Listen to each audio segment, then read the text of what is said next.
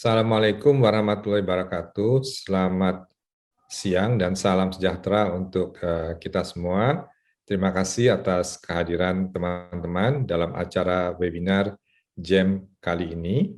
Dan juga terima kasih kepada panitia yang telah memberikan kesempatan pada saya untuk mempresentasikan mengenai efikasi dari fixed ratio combination pada pengelolaan DM tipe 2. Topik ini saya kira menarik ya, karena kalau kita lihat ya bahwa fixed ratio combination ini mempunyai profil yang lebih baik kalau kita bandingkan dengan pemberian obat ini secara sendiri-sendiri. Kalau kita misalnya sudah banyak pengalaman dengan pemberian insulin basal, maka capaian atau efekasinya itu seringkali tidak memuaskan, dan ini bisa diatasi dengan fixed ratio combination. Pada kesempatan ini juga kita akan memberikan bukti-bukti dari uji klinis yang sudah dilakukan selama ini dan menunjukkan bahwa memang efekasi dan safety dari fixed ratio combination itu memang baik. Seperti kita ketahui bahwa kalau kita memberikan obat secara tahap demi tahap seperti yang kita lakukan selama ini, seringkali kita menjadi ketinggalan atau terlambat. Oleh karena bahwa patomekanisme DM tipe 2 itu melibatkan berbagai macam organ, dan kalau kita menggunakan obat satu demi satu secara bertahap atau sekuensial, seringkali kita tidak bisa mencapai target HbA1c yang kita inginkan. Ya. Nah, seperti kita bisa lihat di sini, ya, misalnya kita mulai pengobatan DM tipe 2 dengan satu jenis obat, misalnya obat oral, dan kemudian kita baru kombinasi dengan dua obat oral, seringkali kita membutuhkan waktu yang cukup lama. Kemudian kalau kita juga kemudian menaikkan pada 3 jenis obat oral, lebih lama lagi, dan biasanya seringkali kita terlambat untuk menginisiasi penggunaan insulin, dan lebih terlambat lagi kita memberikan kombinasi insulin dengan GLP-1 reseptor analog. Akibatnya apa? Maka komplikasi-komplikasi itu sering banyak terjadi.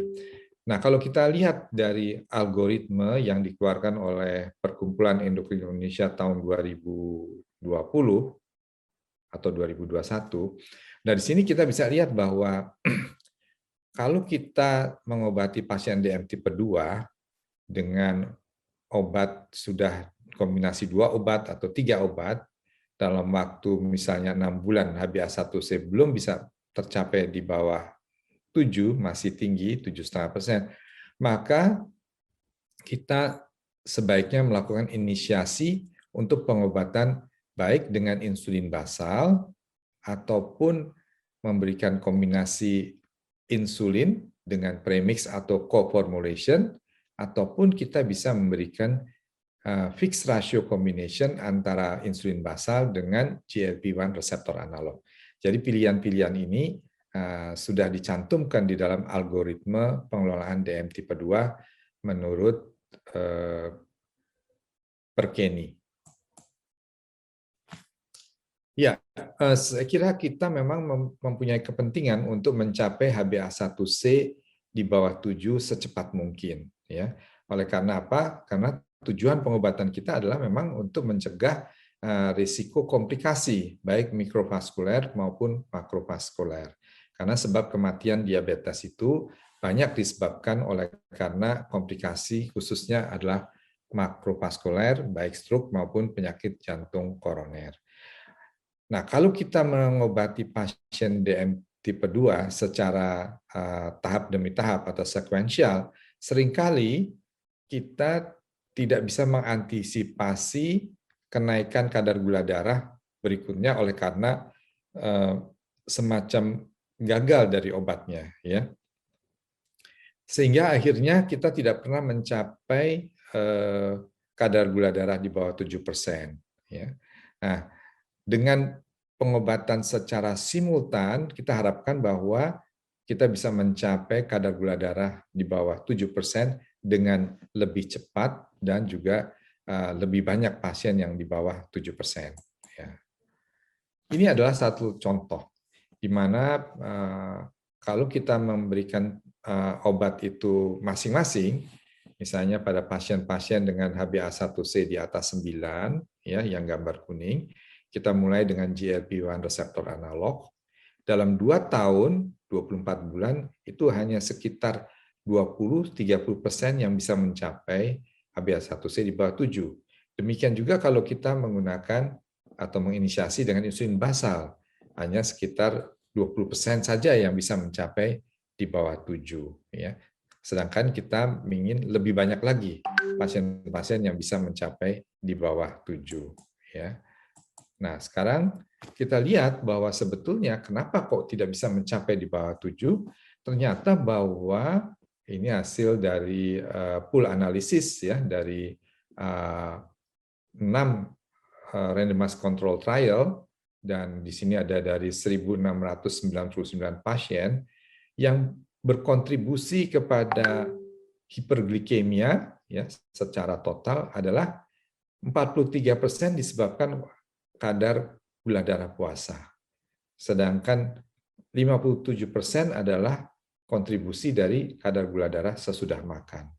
Oleh karena itu kalau kita hanya menggunakan insulin basal, mungkin kita bisa kendalikan kadar gula darah puasanya, tetapi kita mungkin tidak berhasil untuk mengendalikan postprandialnya dengan baik, ya, sehingga hanya sedikit pasien yang bisa mencapai HbA1c di bawah 7.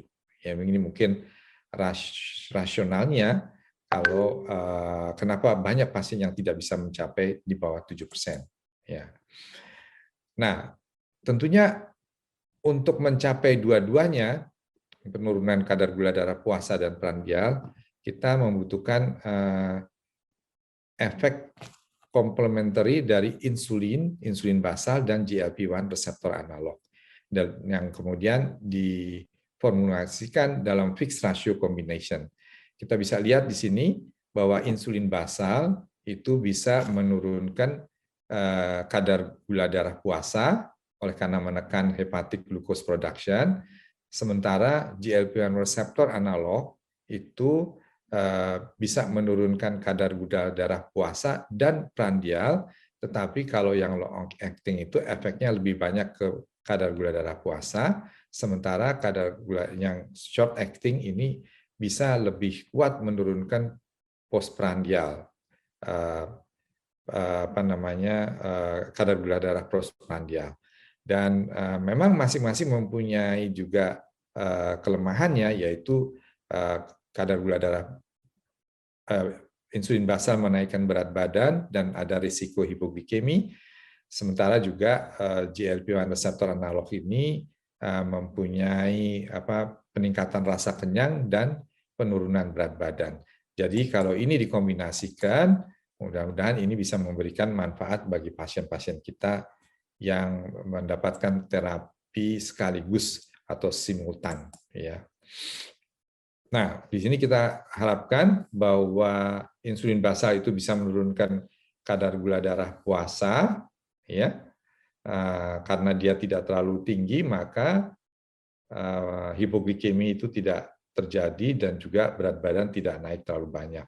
Sementara GLP-1 reseptor analog itu bisa menurunkan kadar gula darah puasa dan prandial, sementara dia juga bisa menurunkan berat badan dan risiko hipoglikemia rendah. Dan kemudian kalau ini digabungkan, mudah-mudahan ini memberikan manfaat yang lebih baik untuk pasien-pasien kita dalam pengelolaan DM tipe 2.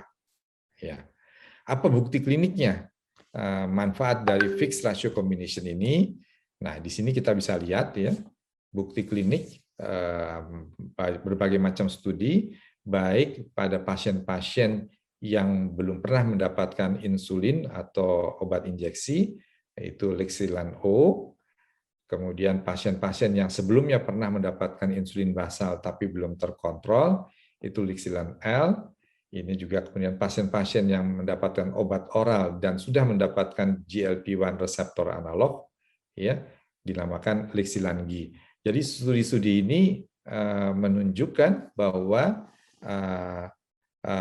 Aiglar Lixi itu mempunyai efikasi yang lebih bagus. Kita lihat saja dulu mengenai Lixilan L karena sudah sering kita lihat studi mengenai Lixilan O ini. Jadi Lixilan L ini adalah uji klinik fase 3 yang membandingkan Aiglar Lixi dengan Aiglar pada DM tipe 2 yang tidak terkontrol dengan basal insulin dan OAD. Dan kita bisa lihat di sini jumlah pasiennya cukup banyak ya. Di masing kelompok itu sekitar 360-an dan kita bisa lihat di sini ada penurunan HbA1c yang lebih besar pada kelompok Aiglar Lixi dibandingkan dengan insulin basal saja. Dan kita bisa lihat di sini bahwa pada yang Aiglar Lixi itu terjadi penurunan berat badan walaupun tidak begitu banyak 0,7 kg, tetapi pada pasien yang hanya mendapatkan insulin basal dan oral itu terjadi kenaikan 0,7 kg berat badan. Nah, bagaimana dengan efek hipoglikeminya? Ya, saya kira bisa dimengerti bahwa pasien-pasien yang mendapatkan Aiglar Lixi kejadian hipoglikemianya baik jumlah kejadiannya itu lebih rendah maupun juga kalau kita hitung secara kejadian per pasien per tahunnya itu memang juga lebih rendah. Ya. Nah, ini ada satu perbandingan secara tidak langsung, yaitu hasil dari studi Lixilan L di mana kelompok Aiglar Lixi-nya dibandingkan dengan hasil dari GetGoal Duo 2 diambil kelompok yang mendapatkan insulin basal bolus. Jadi yang warna pink ini adalah basal bolus dari penelitian GetGoal 2, sedangkan yang ini adalah Aiglar Lixi dari penelitian Lixilan L yang baru kita lihat tadi, dan ternyata bahwa penurunan HbA1c-nya masih lebih baik pada pasien-pasien yang mendapatkan Aiglar Lixi. Sekali lagi ini bukan perbandingan dalam satu studi secara head-to-head. Nah, kemudian kita bisa lihat juga kejadian hipoglikemia, ya bisa dimengerti bahwa yang Aiglar Lixi itu lebih rendah dibandingkan dengan pasien-pasien yang mendapatkan basal bolus, baik kejadiannya per tahun ataupun juga event per year, event patient per year. Kemudian berat badannya, saya kira ini cukup jelas karena pengalaman sehari-hari juga menunjukkan bahwa pasien-pasien yang mendapatkan basal bolus mempunyai risiko kenaikan berat badan, sementara pasien-pasien yang mendapatkan fixed ratio combination dalam hal ini Aiglar Lixi itu terjadi penurunan berat badan, walaupun tidak begitu banyak. Nah, ini studi yang menarik, karena kalau kita lihat tadi ya, dalam algoritma Perkeni, dimungkinkan kita melakukan, selain insulin basal, kita juga bisa melakukan inisiasi dengan premix. Oleh karena itu, kita ingin membandingkan fixed ratio combination Aiglar Lixi dengan premix. Yang mana yang lebih superior, atau ini adalah non-inferior. Ya. Jadi pasien-pasien DM tipe 2 yang sudah mendapatkan terapi insulin basal dengan 1 atau 2 macam obat, tetapi HbA1c-nya masih tinggi, jumlahnya cukup besar, 887 pasien, dibagi ke dalam 2 kelompok ya setelah dilakukan screening. Satu kelompok itu kemudian mendapatkan Aiglar Lixi, dan satu kelompok kemudian di-switch ke bifasik insulin aspart 70-30 2 kali sehari. Dan kemudian masing-masing dilakukan semacam adjustment dose ya atau intensifikasi untuk mencapai target dan dievaluasi setelah 26 minggu atau kurang lebih 6 bulan ya. Dan di sini efficacy dan safety endpoint-nya adalah non-inferiority, yaitu penurunan HbA1c-nya ya dalam waktu 26 minggu, dan kalau memang memenuhi kemudian dihitung secara superiority-nya. Di samping itu juga ada secondary endpoint-nya. Di sini dilihat berapa banyak pasien yang bisa mencapai HbA1c di bawah 7% tanpa adanya kenaikan berat badan dan tanpa adanya hipoglikemi. Ya. Jadi di samping itu juga dilihat mengenai safety endpoint, yaitu adanya kejadian hipoglikemi, adanya kejadian hipoglikemi di bawah 70, di bawah 54, ataupun juga yang severe hipoglikemi atau kriteria EDA level 3. Ya. Ini adalah baseline karakteristiknya. Kita lihat bahwa penggunaan insulin basal sebelum masuk dalam studi ini adalah beragam. Ada insulin basal glargine, ada NPH, ada detemir, maupun ada insulin degludec. Dan demikian juga obat oralnya beragam, ada yang hanya metformin, ada yang metformin dengan SGLT2, ada yang metformin dengan macam obat yang lain, dan juga ada yang SGLT2 saja. Ya.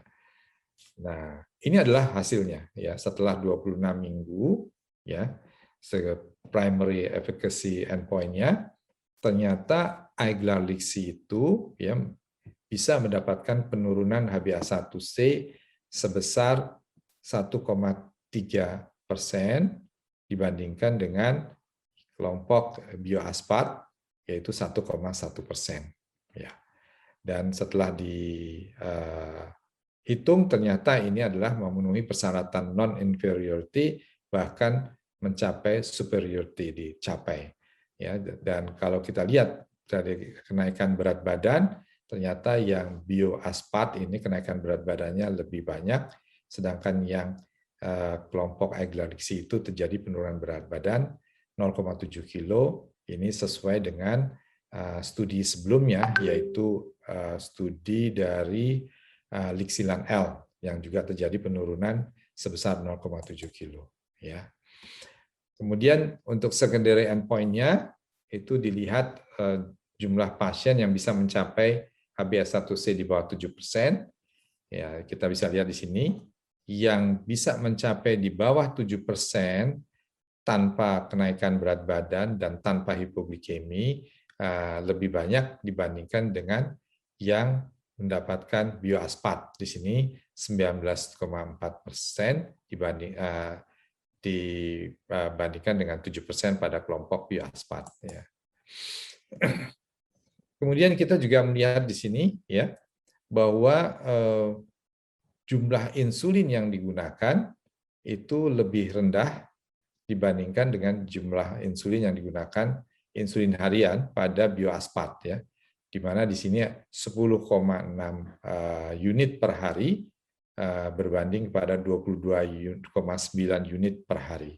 Jadi ini juga bisa menerangkan kenapa kok hipoglikeminya ya itu lebih banyak pada kelompok yang mendapat bioaspart dibandingkan dengan kelompok yang mendapatkan aeglarlixi ya. Dan di sini juga kita bisa lihat bahwa per patient year-nya ya, kejadian hipoglikemia itu lebih rendah pada pasien yang mendapatkan aeglarlixi. Ya. Slide ini menunjukkan safety dan tolerability profile dari aeglarlixi dan bioaspart 30. Ini konsisten dengan profil dari masing-masing obat. Dan kalau kita lihat di sini ya, kejadian dari efek samping obat pada aeglarlixi selama studi itu memang lebih tinggi dibandingkan dengan kelompok bioaspart. Kemudian yang kejadian untuk serius adverse event itu pada dua kelompok itu sama, dan kejadian adverse event yang menyebabkan harus menghentikan obat itu juga sama, tetapi memang cukup kecil, yaitu 0,9%. Dan tidak ada atau kecil sekali adverse event yang mengarah kepada kematian. Dan dari studi Solomix ini bisa disimpulkan bahwa aeglariksi itu memang non-inferiority, bahkan dia superiority dibandingkan dengan insulin premix bioaspart. Ya, kemudian juga lebih banyak pasien yang bisa menurunkan HbA1c di bawah 7% tanpa kenaikan berat badan dan hipoglikemi, ya. Sehingga dengan demikian maka penggunaan aeglariksi ini sebagai salah satu alternatif inisiasi insulin pada pasien yang tidak terkontrol ini menjadi lebih baik efekasinya dibandingkan dengan baik insulin basal saja maupun insulin premix. Mungkin ini yang bisa kita pelajari, dan bahkan kita bisa lihat bahwa safety profile-nya juga cukup baik dan bisa di-tolerable oleh pasien. Ya, ini kita kembali, ya, jadi kita lihat di sini bahwa inisiasi fixed ratio combination dalam hal ini insulin basal dengan GLP-1 reseptor analog ini merupakan salah satu alternatif yang bisa dimanfaatkan di dalam pengelolaan DM tipe 2 yang belum terkontrol dengan obat, 2 macam obat atau 3 macam obat. Ya. Disimpulkan bahwa fixed ratio combination ini sekali lagi merupakan satu pilihan untuk pengelolaan pasien DM tipe 2 yang perlu terapi injeksi, ya, karena dia satu kombinasi, maka tentunya lebih baik daripada kalau kita mulai dengan satu-satu obat. Dan ini setelah ditunjukkan dari berbagai macam studi bahwa fixed ratio combination ini memang menunjukkan efekasi dan safety yang bagus. Terima kasih atas perhatiannya. Wassalamualaikum warahmatullahi wabarakatuh. Selanjutnya akan disampaikan mengenai contoh kasus atau implementasi dari fixed ratio combination oleh pembicara Dr. Wismandari. Terima kasih. Wassalamualaikum warahmatullahi wabarakatuh.